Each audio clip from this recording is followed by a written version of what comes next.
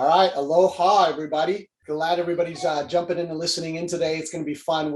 Jason and I are friends from the National Private Lenders Association. And for those of you who don't know, the NPLA is an association of private lenders across America.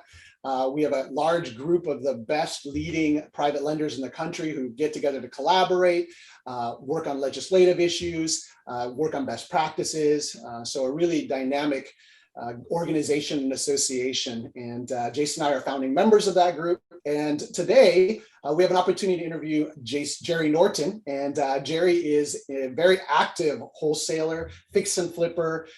He's also a licensed real estate agent, originally from Michigan. So right now, obviously, with his background, he's not in Michigan. Jerry, where are you? It looks gorgeously sunny there. Yeah, Puerto Rico. I've been in Puerto Rico for about eight, 9 months now. But yeah, live in Puerto Rico now. Jerry's a family guy. He's got only 10 children. Do you actually know their names, or do you actually run down all the names when you're trying to yell at them? I get their names wrong every single time. Every time. Well, we wanted to have this conversation, and Jason and I are members of the legislative committee of NPLA. And a big part of what we do is we take a look at any issues that may be on the horizon that may affect the private lending space or the real estate investing space. And so we're always looking at different issues around the country. One issue that's been coming up over the last couple of years and has largely stayed under the radar is some opposition to the wholesaling space. And Jerry, we wanted to really talk with you because you're definitely in the wholesaling space. You've been at it now 18 years. You have a YouTube channel that almost exclusively teaches fix and flip and wholesaling and real estate investing. Well, and so on top of wholesaling and real estate fix and flipping, you're actually also a licensed realtor. You actually own a brokerage. Tell us a little bit about that as your background. Yeah. So back when I started, there really wasn't a good way to get access to information other than the MLS. So I got my license as a new wholesaler so that I could get MLS was the primary reason. I didn't really participate as a real estate agent, like, listings and showings and being a buyer's agent. So I kept that license active. And then about 5-6 years after getting my license, I went ahead and got my broker's license. I've kept that active since then, have a small boutique brokerage in Michigan. That whole real estate licensure and licensing has always been a big part of my world. I understand it really well. What's great about it is it gives me a really good perspective from the agent model and also the investor / wholesaler flipper model. So I'm able to kind of see things from both angles, which has been really helpful for me in my career. But I think the balance of those two, between a licensed agent and then also being an investor, has given you a unique position in this particular space called wholesaling. And the challenge that's coming up on the horizon, it's been kind of brewing over the last couple of years, is that there are some agents, maybe even some advocacy groups, and maybe even the National Association of Realtors that are proclaiming that there's this space called wholesaling that should be in some ways either eliminated or regulated or minimized or changed. And so lots of different conversations happening there. And we wanted to have this conversation with you, Jerry, just because you understand the space really well. Jason and I are hungry to kind of understand some of the issues so that we can help educate some of those in our network, our association, and our circle of influence as well. And so let's start off with just the question of wholesaling. So that's the space that we're talking about. What is the definition of wholesaling, and how does that break down? Yeah, so there's two ways to think about wholesaling. One from a more of a 30,000 foot looking down. What is wholesaling? Well, wholesalers, what they primarily do is they focus on distressed real estate, and their job is to do marketing, get in front of these private sellers, mostly off market, and then source and find those deals. And then by getting those deals, they then bring those to a segment of the market that's looking to invest, either fix and flip or buy and hold primarily. And those type of investors, fix and flippers and buy and hold investors, the thing they hate to do the most is find deals because they realize it's a lot of work. It's a lot of marketing. It's making a lot of offers, talking to a lot of sellers. They just want to do their thing, right? Just like private lending. You don't want to go find the deals. You want to lend on the deals. Fix and flippers and buy and hold investors very much operate the same way. So this wholesaler brings this element into the investing circle that is critical, absolutely critical, because without the wholesaler, you really jeopardize fix and flippers and buy and hold investors being able to get inventory for their business model. So that's kind of the, broad picture. But more from a technical point of view, if you look at the technicality of what wholesaling is, it's creating equitable interest in a property. So a wholesaler, unlike an agent, a wholesaler actually contracts to buy the home. They're now a principal in the contract. And then by creating that principal in a contract, by being the buyer on the contract, they've created what's called equitable interest or an asset, right? That contract is now an asset. And then what the wholesaler does is he assigns his rights to the contract to that cash buyer, flipper, or buy and hold investor. And that transaction from, I start out as a buyer on the contract, I do an assignment to a cash buyer. The cash buyer is now introduced into the transaction as a principal because they end up becoming the ultimate buyer. And that wholesaler is in the middle there. Because of their equitable interest in the original contract, they also remain a principal. And that's how wholesaling has been looked at forever. But the issue is now a lot of legislation is looking at that assignment transaction, that technique as brokering. And so it's always been a little bit of a gray area because where's the wholesaler? He's a principal, but he's not a principal. Is he a principal? What's his role in the transaction? And so where we introduce this gray area is the question arises, is that wholesaler brokering between seller and cash buyer? And if that argument wins out that it is brokering, then every single law in every single state says that if you're brokering, which is not a principal, which is participating and getting paid in a transaction as a non-principal, that's brokering, and that requires being licensed. And the reason why it requires licensure or licensing is to protect the public, right? That's why a real estate agent has to be licensed, because if they're getting compensated, then the public needs to be protected from their potentially harmful actions. Like if they give advice that's wrong, or they tell someone to do this or do that, it could potentially be harmful to a buyer or seller. Therefore, they need licensed and trained and monitored and regulated and all of that to make sure that they're not harming the public. And so maybe to go a little bit farther then, so wholesaling in the context of where the concern is really this assignment that happens between a wholesaler and the end buyer. Because wholesaling in a broader spectrum could be a double close. So I've purchased properties where I've talked to the seller and I was like, hey, this is a great deal and I'll close it in 5 days. And then on day 6, I'm reselling it. So really, I'm not touching the property. I've owned it for 24 hours and I've made a profit by reselling. So that's a double. So I'm glad you brought that up, because you're right. Wholesaling in a broad perspective, in my definition of wholesaling, is when you flip a property or a contract without doing any improvements. That's good. Right. So you could do it. To me, there's really 3 different ways. You could do the assignment, which we just talked about. You could double close, which now you actually perform on the original contract and then just resell. Usually if you double close, you still get a predetermined buyer. So you got your buyer lined up and then you double close the transaction. Or a third way that I do quite a bit is what's called wholetailing. It's where you actually buy the property. You don't have a buyer in mind. And then you just relist the property publicly, usually on the MLS. And then you find a buyer that way and close, 30 days later or whatever. And so they call that wholetailing. But again, you're not doing any improvements. You're just finding a good deal, reselling it, doing one of those different methods. The gray area is only the assignment, because you're not actually the one that buys the property. So then you introduce this idea that maybe there's brokering going on here. And that's where you get a lot of issues. That's where the contention lies. So that's where the contention lies. In this space that we'll call wholesaling assignments, which is really the gray area, which is where the contention lies. Give us a picture. Do you have any sense of how big that is? I mean, we're talking, a couple transactions here and there. Is it just a few deals a month across the country? Or, obviously you have 300,000 subscribers on YouTube trying to learn this, and you're teaching essentially the assignment. And so how big is this space? So the assignment used to be like a plan B, like you would contract to get a property. The intent was to buy it to flip or keep as a rental. And then, something comes up and I don't want to buy it now. I'm going to assign it to somebody else, my buddy or whatever. And so it used to be kind of like this obscure technique. People did it here and there. But now, thanks in large to educators like me, it's a full-blown industry.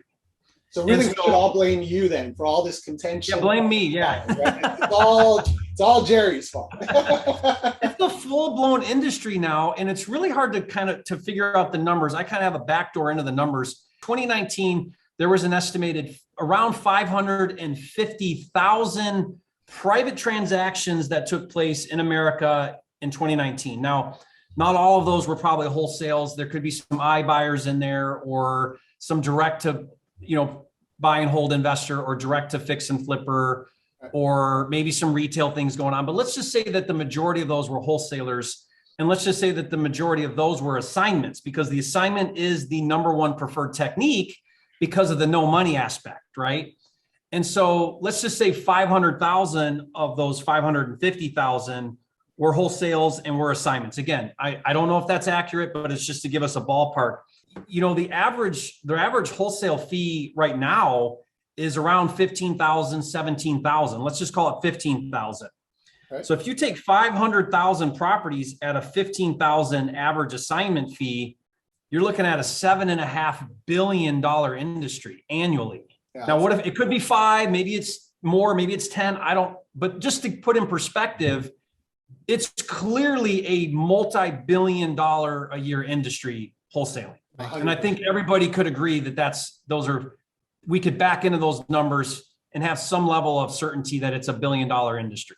Well, even if you took the 550,000 and was conservative and say even half of those are assignments, we're still over a $3.5 billion industry, which is not a small industry. We're not. Anytime you cross $1 billion, that's legit, right? That's big. Yeah, it's a good size. Well, what's interesting is a lot of us don't really notice that, and we don't see it. And Jason, actually, you and I had a really interesting conversation the other day. You are corridor funding, and just tell us a little bit about your experience and just kind of your initial reaction when you heard about this wholesaling issue. You're like, it's probably not going to impact us too much, and it's probably something that everybody else out there has got to deal with, so nothing on my radar. So Jason, tell us what happened. Well, that's 100% correct, Kakoa. I started talking to my VP of sales, and he gave me his estimate on what our wholesale deals were. And I kind of doubted that. So then I talked to our loan originators, and they kind of gave me the same answer. So then I went to my third source, which is my underwriting company, Corridor Outsourcing, and they gave me a very precise number. So we did last year, when I say last year, 2021, about 76% in wholesale deals. And we've seen that number climb, as you've described, Jerry, from 2015. Every year it's increased. And I would say in 18, 19, 20, and certainly 21, it has really grown. So what you're saying, so Jason, just so I understand that, would you say 74? Somewhere between 74 and 76% are our wholesale deals last year. So you funded an investor who got whose 74% of the deals you funded were brought from a wholesaler. From wholesalers. That's right. Everybody wants to do what they're efficient at and what they do well. And as you alluded to, the wholesalers become experts at finding off-market properties, people that do not have the financial, mental, or they do not have the wherewithal to get it at a retail spot to sell it. And they secure those and pass them on to our investors. And then a lot of times our investors will have their own marketing program, and they secure these properties and or assigns. And if they're too busy, they'll assign that contract to, like you said, a friend or a colleague who needs another investment property. So it works well. It makes our whole industry, in my opinion, work more efficiently. Jason, if you were at 74 to 76% in 2021, what are you estimating for 2022? Very honestly, I've got to dig into that, but I know it has not slowed down. The bulk of our deals are still by far wholesale secured. If you really think about too, like what that wholesaler is doing, these are distressed properties. These are sellers, like you guys mentioned, that don't have the funds or the wherewithal to fix those properties up. These are properties often that agents can't really help too much because of the distress situation that they're in. And really, though, what the wholesaler is providing for that seller and then also for the cash buyers is its potential equity. Most of the time, the wholesaler is securing that property at about what its current value is, because it's in such disrepair that what is the value of that property? Well, the value is the opportunity to do some sort of improvement, to then rent it or flip it. That's the value, is the potential that it has, not really where it's at. Where the value that it's at currently is very low because it doesn't have much use at its current state because it's in such disrepair. Sure. And so there's this idea out there, and we'll talk about it a little bit later, maybe, that wholesalers take advantage of sellers, or maybe they're stealing equity. And it's just a misbelief, and it's wrong in the sense that that property doesn't really have any value right now, right? Only what it can potentially become. And what the wholesaler is providing that seller, unlike anything else, is convenience. Mm-hmm. And that seller is really looking for that convenience. Convenience in it's all cash, convenience in close quickly, convenience in as is, convenience in paying the closing fees. It's providing a massive solution to a seller to get rid of this unwanted property that's causing them pain and stress in their life. And so that wholesaler is providing tremendous value to seller and to that investor, who then is going to do some sort of improvement, fix up the neighborhoods, provide affordable housing, provide retail properties that buyers want. And the whole industry turns and it works. Definitely see that there are some really great opportunities to really help people and make a difference in people's lives who really need a solution immediately. And like you said, they're not really interested in maybe the highest dollar figure. They're really interested in convenience and speed and the ability to understand really quickly, can I get out of this situation that I'm in, the distress situation they're in. So it's a huge space and a huge opportunity. Come opportunity comes opposition, right? And so at the same time as this space is growing, I think we've also seen more and more feedback from realtors who don't understand the space. And again, Jerry, you and I are both, so we hear it from both sides, right? And then there's also some associations, some advocacy groups. National Association of Realtors seems like right now it's one of the key backers of legislation that is trying to do some things with that assignment fee. Can you talk a little bit about that and what you're noticing across the country? This is a great question. So yes, there is a lot of concern about wholesaling. And because it's become such a mainstream industry now, not just this obscure technique, but an actual industry, it's getting a lot of spotlight. Because it operates in a little bit of that gray area we talked about, which is like, okay, well, where is the wholesaler in this transaction? Could they possibly be considered brokering?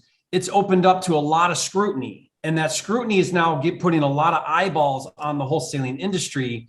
And leading that charge does seem to be the National Association of Realtors. They've been behind the legislation that's passed in Atlanta, in Philadelphia. They definitely were behind Illinois, the statewide requirement to get licensed in Illinois, and also Oklahoma.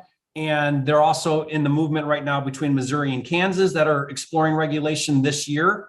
And now it appears that Texas is also exploring legislation. So the snowball effect is kind of happening, and we're starting to see a lot of concern from these advocacy groups, the real estate commissions at the state levels around this assignment technique, and if this is an okay thing to continue to operate without being licensed. And so that's the big concern that's going on. And when you say these states are kind of looking at legislation, some of them have actually gotten to the end zone and there's legislation in place. Yeah. And there's some hefty fines. And so let's do one example, Illinois. Like that's a state where it's pretty hefty if you practice assignments. Can you share a little bit about that?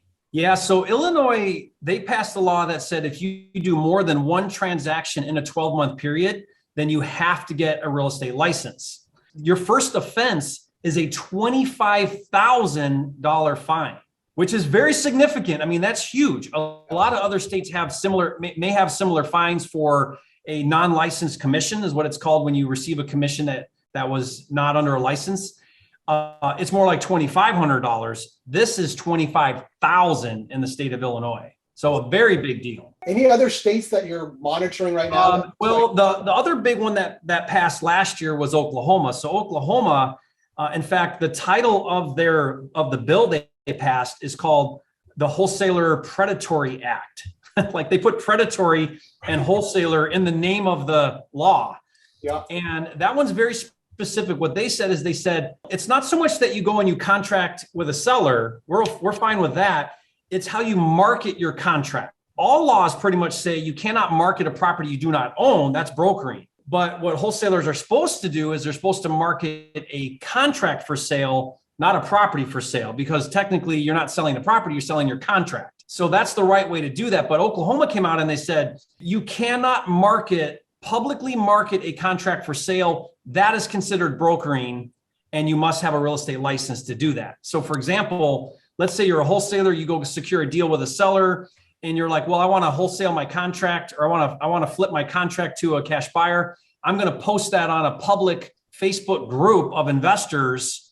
You're now breaking the law because you're publicly marketing a contract.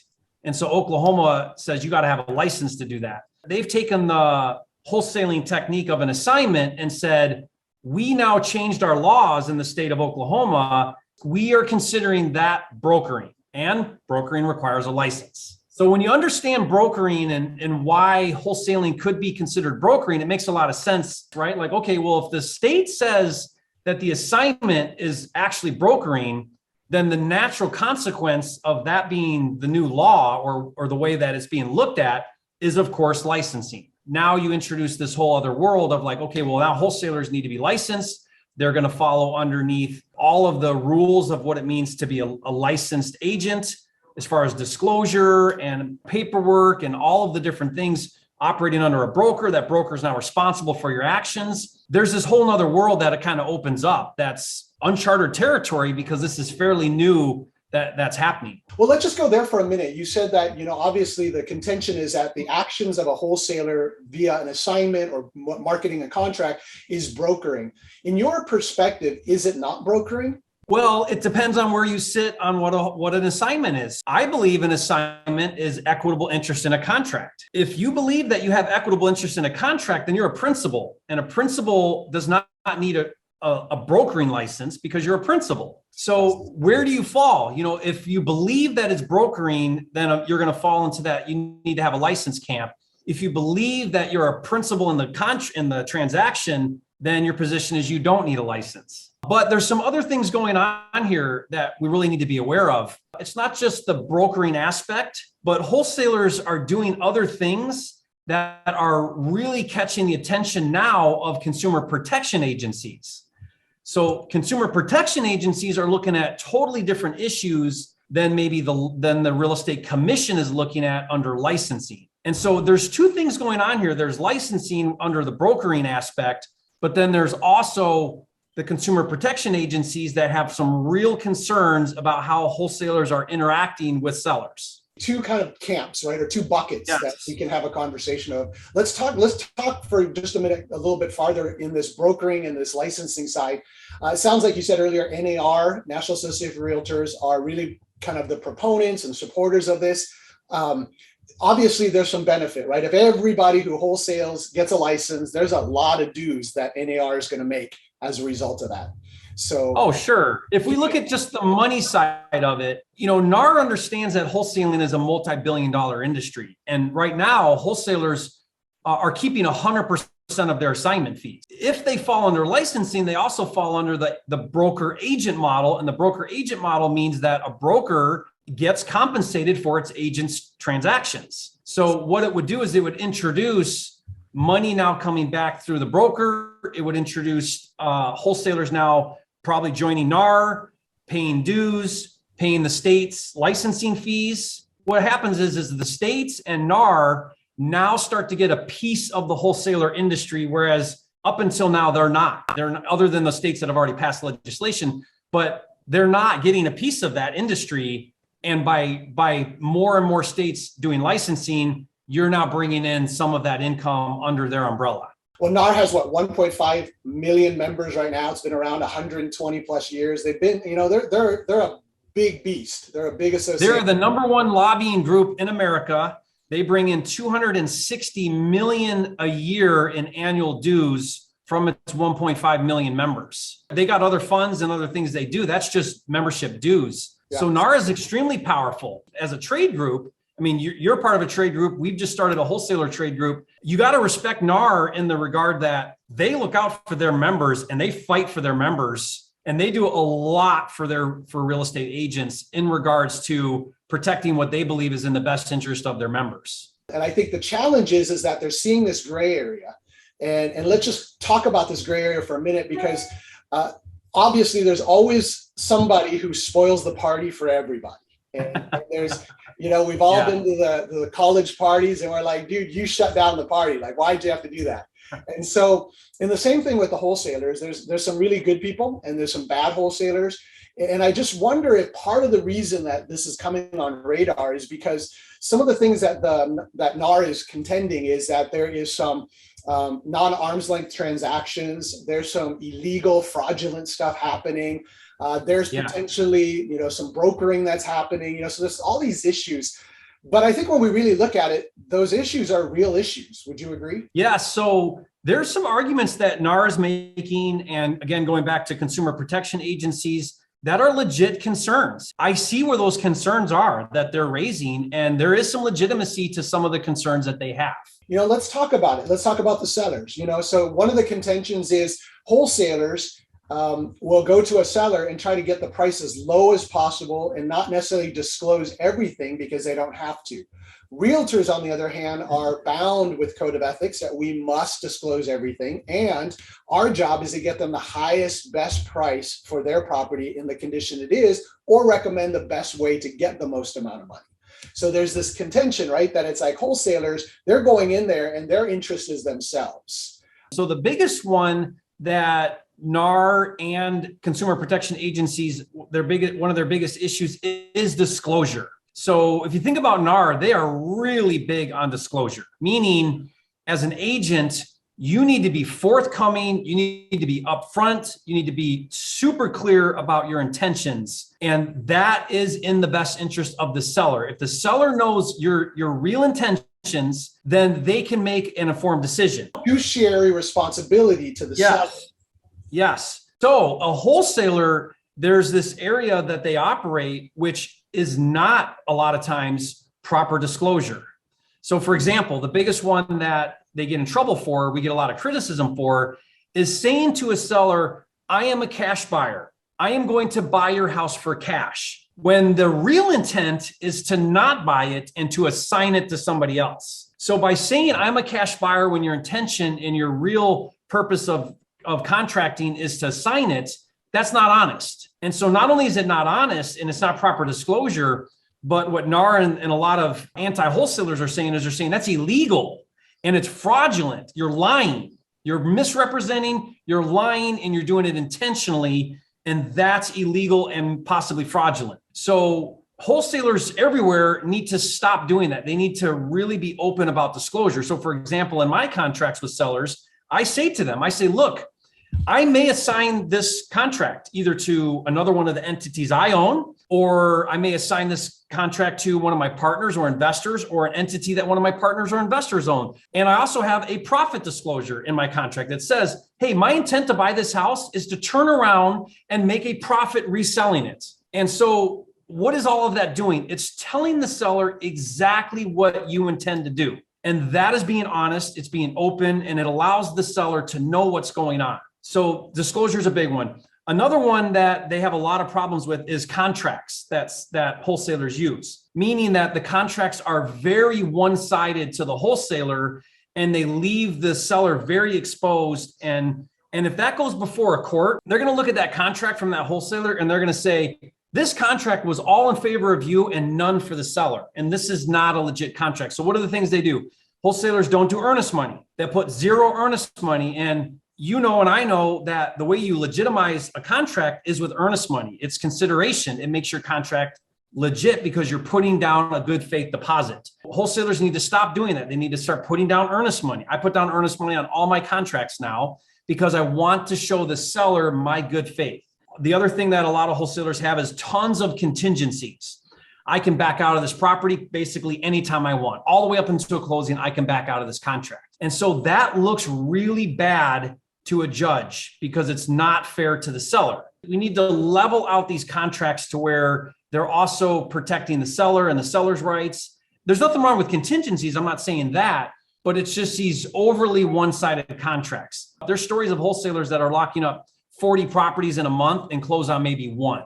Accept any price, they lock it up, then they try to find a buyer. If they find a buyer, great, they do the deal. If they don't find a buyer, they exercise their contingencies, back out of the contract. Meanwhile, the seller's sitting in the U-Haul in the driveway, all packed up, ready to move. Those stories are getting out. And those stories now, they're few and far in between, but they are happening, and it's painting a very negative image of the wholesaling industry. 100%. Yeah. And that's where the advocacy groups are coming in, because they're actually saying that a lot of these people who are getting targeted are people who are in demographics who are vulnerable citizens and not able to, as consumers, make the best decision. And of course, that's arguable, but at the same time, there's enough groups out there that will take that story and really blow it up. All it takes is one story to hit, Bloomberg News, and now the whole industry gets lumped in as a bad actor. And that's the scary part about it. And that's why we as an industry need to really improve in that area, raise the bar. Everybody needs to be operating at a higher level, because otherwise we're just inviting consumer protection agencies to just pick the entire industry apart. So some of these bad actors that we're talking about, that's why these topics are coming up, of predatory practices, illegal, fraudulent, brokering, is because there are some bad actors out there, and they're manipulating, and they're taking advantage of situations. But do you believe sincerely that there is a possibility that the wholesale industry could have best practices, could find a way in which there is accountability, and perhaps there is some regulations to help then guide the coaching of those who are going to become wholesalers with assignment fees, so that the assignment doesn't have to go away? Do you believe that that's possible? Yeah. So my firm belief is that while there are some bad actors, I think the majority of what's going on is just misinformation. You have these wholesalers that they just learn wholesaling, then they're out there contracting with sellers, and they got some free one-page contract off the internet or something, and they're just not informed enough. They're not educated enough. So they're doing harmful things, not really aware of it, or they were taught something that was incongruent, or something that was okay before and shouldn't, really isn't okay anymore. Like no earnest money. I used to do all my contracts with no earnest money. Why? Because why put down earnest money if the seller's not requiring it, and no big deal, and it's just easier.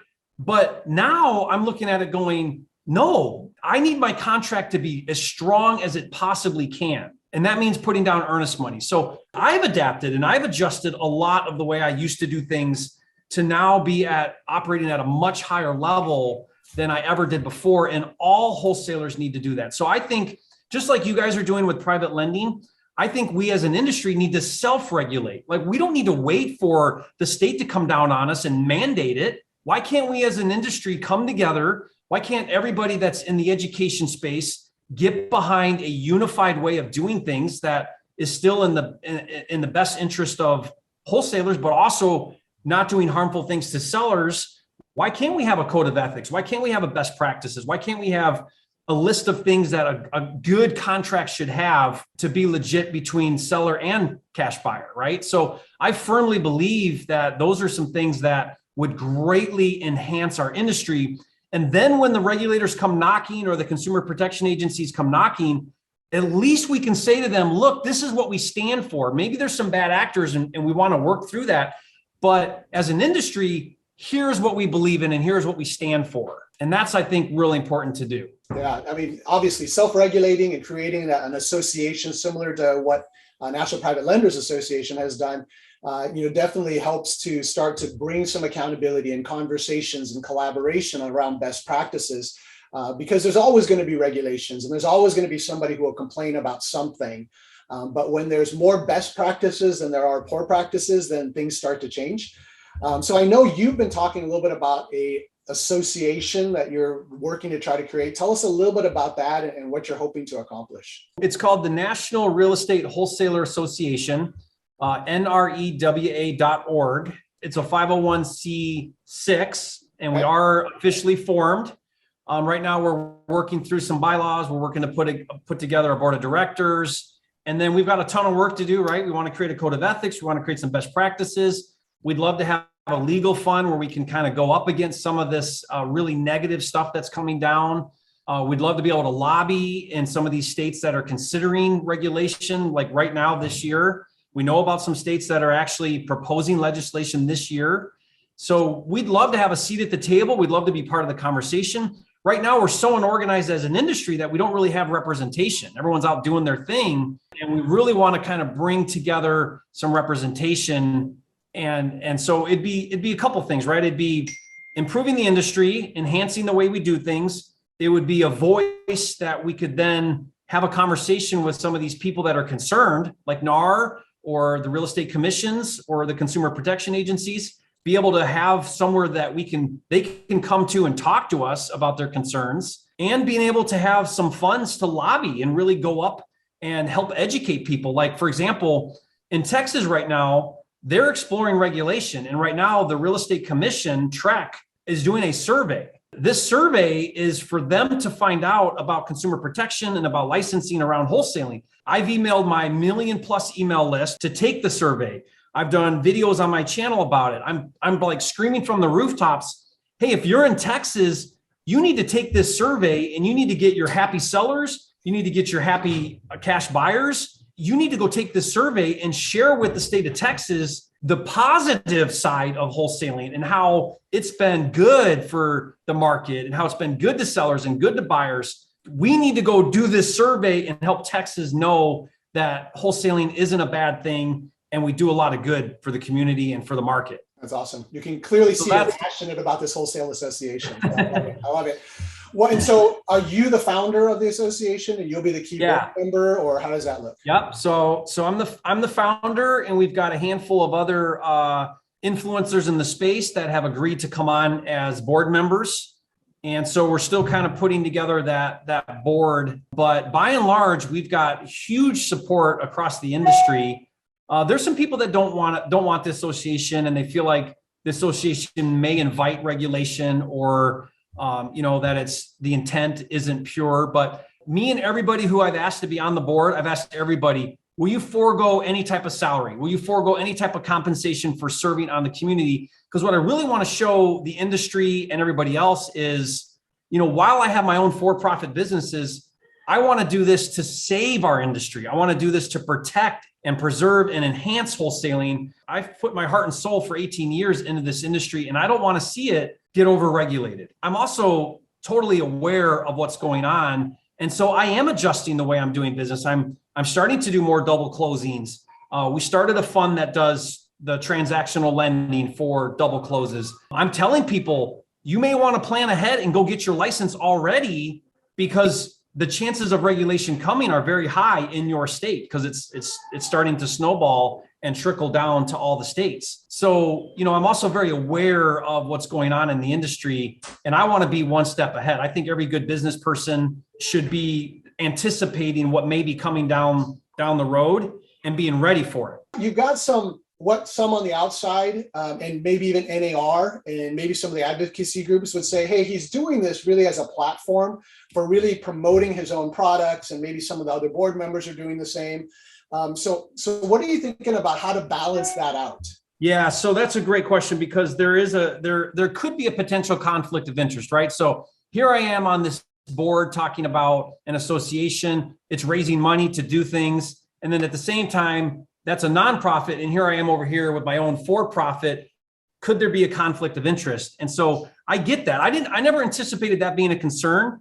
And then it became a concern. So one of the things that I talked to my lawyer about doing to combat that, aside from like not taking a salary, which the last thing I want is a job, aside from not taking any kind of compensation whatsoever for any of the time that I serve on the board, the association has a conflict of interest policy. And I'm not sure if you guys have this as well, but what it means is it means any of the board members or members in general who propose something for the association, if there is any type of benefit financially for them that could be considered a conflict of interest, that removes them from having any voting rights. And so I want to have an independent committee that is in charge of that conflict of interest policy. And so that's a way to kind of balance that and make sure there aren't decisions being made that are a hidden agenda for any one person or group. Those things are important. I think we need to have those things, because all board members that are a part of this are going to have also their own things they do that are in their self-interest because they have for-profit businesses naturally. So there has to be some things in place to make sure that doesn't happen. Well, that's good. And I think what's good about the association is that it will give an opportunity for wholesalers to come together and have a conversation and then lobby together on anything that may be coming against some of the practices.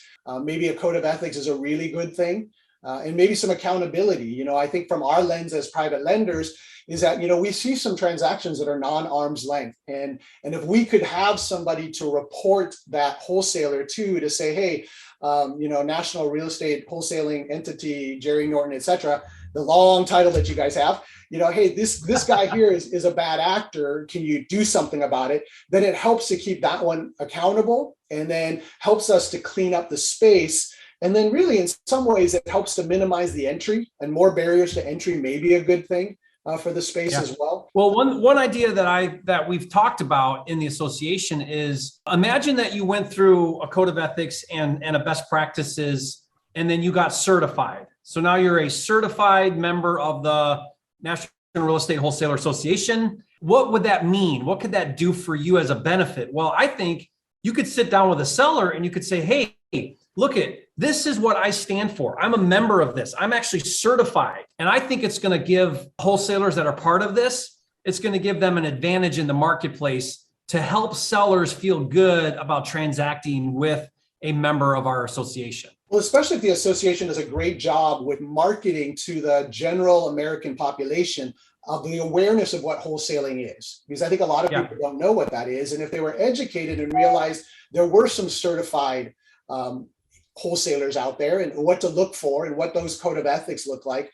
then that's going to be huge in terms of education and raising the bar on integrity and transparency and disclosure. So I think there's going to be a lot of good for the association, and that's exciting. And we're at the National Private Lenders Association are really trying to get information, really from you about the association, so we can see what opportunities we have to be educated, to learn. And then at some point, to make kind of formulate a position, if you will, in regards to this space and exactly what we can do and what we will vocalize as our position. I think is really important is we have to change the perception of wholesaling because of some of this national attention that wholesalers have gotten that's negative. There is this narrative out there that wholesalers, that they're shady, that they steal equity, that they hurt sellers. And it's really sad to see that. It really is distressing to me because that is far from my experience. And it's far from what actually is taking place in the marketplace, that wholesalers, the service they provide. And so I hope that we can completely change that perception in the marketplace and really help not just regulators and consumer protection agencies, but help everybody, consumers and sellers alike, to really understand the value that we bring and the benefit we bring. And that's got to start somewhere. And, just like you guys, the association, it's voluntary. If there's wholesalers out there that don't want to be a part of it, that's, don't then. But if you want to align with your industry and be a part of a solution, that's the thing I keep telling people that are maybe against it is like, look, what are you doing instead of this to improve our industry? What are you doing to help raise the bar, to help change the image, to help people see the value that we bring? This is a way to organize and do that on scale and to use a platform that can change that perception and improve our industry. And you know what? If regulation is coming and there's nothing we can do to stop it, then at least we can be part of the conversation. And maybe we can at least influence some of these decisions that are being made and not get over-regulated. I would love, though, to be able to have this open dialogue with whoever's concerned about wholesaling and find solutions that maybe work for everybody. We can do that. I think we can do that. We're a big enough industry to have an impact if we can organize and unify as an industry.